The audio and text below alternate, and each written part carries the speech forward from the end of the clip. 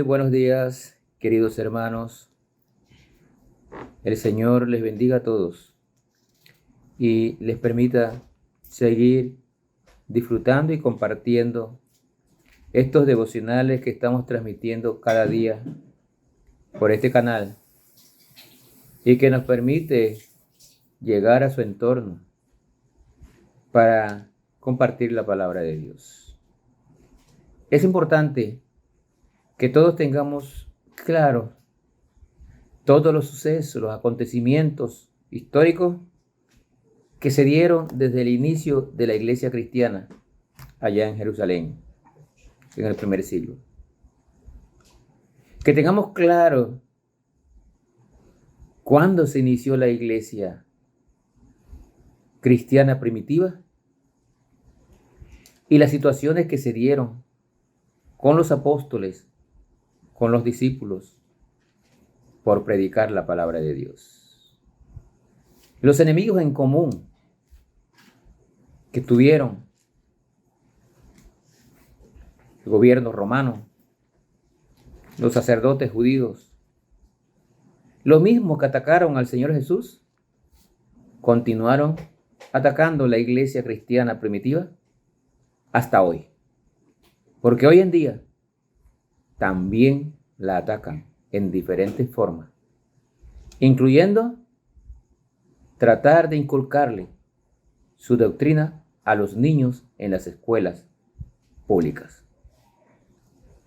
Hoy llegamos a Hechos de los Apóstoles, capítulo 21, y vamos a hablar sobre el regreso de Pablo de su tercer viaje misionero, de su regreso a Jerusalén. Se dieron varios acontecimientos. Leemos Hechos de los Apóstoles 21, versículo 4.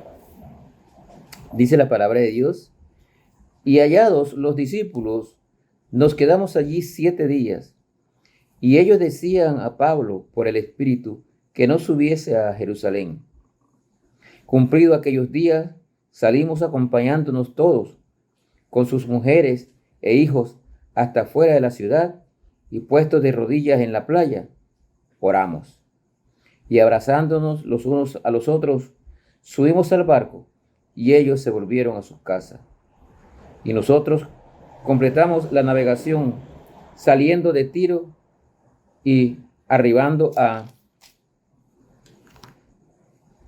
Tolemaida, y habiendo saludado a los hermanos, nos quedamos con ellos un día. Al otro día, saliendo Pablo y los que con él estábamos, fuimos a Cesarea, y entrando en la casa de Felipe, el evangelista, que era uno de los 7, posamos con él y vamos a llevarlo hasta allí en este momento. Pablo había tenido su discurso en Mileto, un discurso a todos los ancianos de las iglesias. Ya hemos estudiado aquella parte donde el mismo Pablo, igual que Jesucristo, llamó lobos rapaces a aquellos que se iban a introducir a la iglesia para hacer daño, y de los cuales hoy también tenemos bastante lobos rapaces disfrazados de ovejas en las iglesias del Señor. Su regreso a Jerusalén, Pablo y sus acompañantes se detuvieron, dice allí, donde varios hermanos. Primero se tuvieron 7 días, dice el versículo 4 y 5, donde unos hermanos, y luego llegaron a donde Felipe. Esto nos enseña algo importante, y Pablo lo repitió muchas veces, que había que visitar a los hermanos. Es importante entonces para nosotros visitar a nuestros hermanos y compartir con ellos. Hoy en día se ha perdido bastante esto, la coinonía, el compañerismo entre cristianos. Es importante visitarlos y compartir con ellos.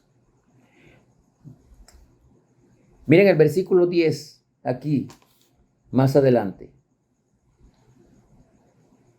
Y permaneciendo nosotros allí algunos días, descendió de Judea un profeta llamado Agabo, quien viniendo a vernos, tomó el cinto de Pablo y atándose los pies y las manos, dijo: esto dice el Espíritu Santo, así atarán los judíos en Jerusalén al varón de quien es este cinto, y le entregarán en manos de los gentiles.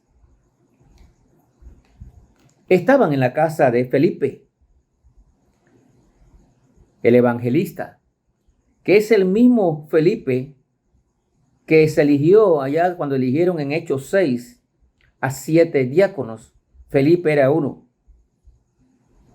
Evangelista que llevó el evangelio, valga la redundancia, a muchos lugares, incluyendo Samaria. Usted puede ver las historias en Hechos de los Apóstoles, capítulo 8, y en el capítulo 6, versículo 5, donde lo eligieron a él. Un profeta dice que los visitó.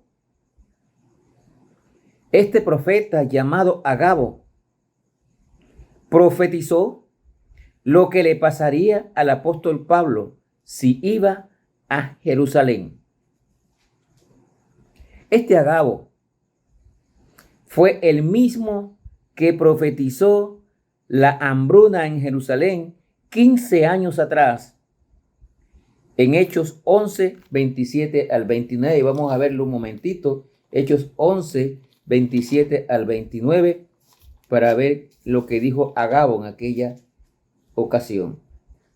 Dice: en aquellos días unos profetas descendieron de Jerusalén a Antioquía, y levantándose uno de ellos, llamado Agabo, daba a entender que por el Espíritu que vendría una gran hambruna en toda la tierra habitada, la cual sucedió en tiempo de Claudio. Este es el mismo profeta que ahora le está diciendo a Pablo lo que le iba a suceder si él iba a Jerusalén. Aquí se dieron varias situaciones. El profeta, por el Espíritu, le estaba diciendo a Pablo: si vas a Jerusalén, los judíos te van a atar, te van a hacer estas cosas. Pero miremos la reacción de Pablo. ¿Qué haría usted si usted sabe lo que le va a suceder si va a un lugar, pero Dios le está enviando a ese lugar? Mire lo que contestó Pablo en el versículo 12 al 14. Al oír esto, le rogamos nosotros y los de aquel lugar que no subiese a Jerusalén. Sus compañeros, los discípulos, los ancianos le rogaron para que él no fuera a Jerusalén. Entonces Pablo respondió: ¿qué hacéis llorando y quebrantándome el corazón? Porque yo estoy dispuesto no solo a ser atado, mas aún a morir en Jerusalén por el nombre del Señor Jesús. Y como no le pudimos persuadir, desistimos diciendo: hágase la voluntad del Señor. Qué tremendo y qué enseñanzas. Pablo sabía, por lo dicho por el profeta, que lo encarcelarían en Jerusalén. Sus amigos, compañeros le rogaron que no fuera. Pero él sabía que tenía que hacerlo porque Dios así lo quería. En otras palabras, un hombre de Dios obedece la voluntad de Dios, obedece lo que Dios quiera que se haga en vez de obedecer a los hombres. Punto importante para aprendernos todos los que estamos trabajando para el Señor. Hay que escuchar la voz de Dios y obedecerla, y no obedecer a los hombres. A nadie le gustaría enfrentar dificultades ni sufrimientos, pero un verdadero discípulo fiel al Señor quiere sobre todas las cosas agradar a Dios, aún por encima de todas las dificultades. Cuando queremos hacer la voluntad de Dios, debemos aceptar todo lo que esto involucra, incluso el sufrimiento y el dolor. Esto fue lo que Pablo decidió hacer. Lo iban a detener, lo iban a encarcelar, lo iban a atar, pero su mente y su corazón estaba claro en algo. Voy porque tengo que hacer la voluntad de Dios, aún a costa, dice, como él dijo en el versículo 13, estoy dispuesto no solo a ser atado, sino hasta morir por servir al Señor. La pregunta que yo le hago a usted, ¿qué usted hubiera decidido? ¿Qué estaría usted dispuesto a hacer por servir al Señor? ¿Qué estaría usted dispuesto a sacrificar por servir al Señor? Es una gran lección para nosotros. Pablo animó a los hermanos a que no se entristecieran.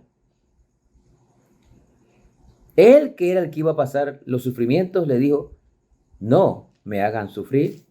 Anímense.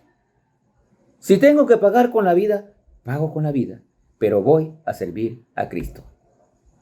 ¿Qué le parece esa decisión a usted?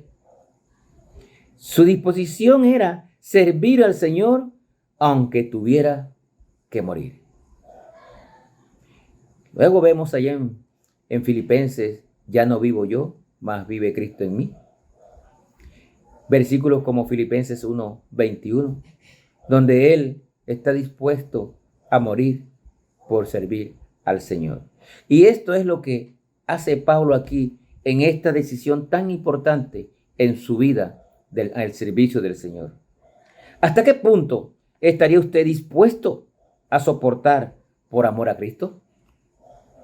¿Qué estaría dispuesto usted a sacrificar para seguir a Cristo? Dice un versículo allá en Mateo, capítulo 10, y en Lucas también lo repite, que el que no aborrece padre, madre, hijos, hermanos, hermanas, no es digno del reino de los cielos. Cuando dice aborrecer, es preferir.